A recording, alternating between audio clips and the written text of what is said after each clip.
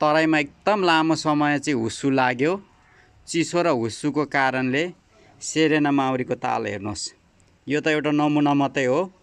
म अर्को पनि भिडियो तपाईलाई देखाउने छु हैन। अनि हेर्नुहोस्, अब यो चाका माउरीलाई सबसे बढी मेहनत भनेको यो चाका, यो मह भर्ने चाका, उसको जुन छ यो बच्चा लाउने चाका, यो चाका बनाउन समय लाग्छ। मतलब उसलाई चाहिँ धेरै मात्रामा खाएपछि उसको शरीरबाट जुन एउटा मान्छेको चाहिँ मैल जस्तो भनौँ न, जुन निस्किन्छ त्योबाट चाहिँ यो त्यो मैनबाट चाहिँ यो चाका जस्तै यो मसिनो पोल्छ नि त्यो बन्ने हो है।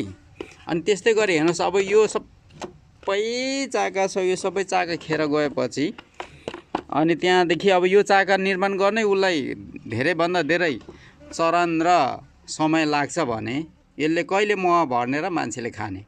किनकि मान्छेले त यो महको लागि हो यो पाल्ने हैन, यो त्यसै सोको लागि मात्रै त पालेको हुँदैन।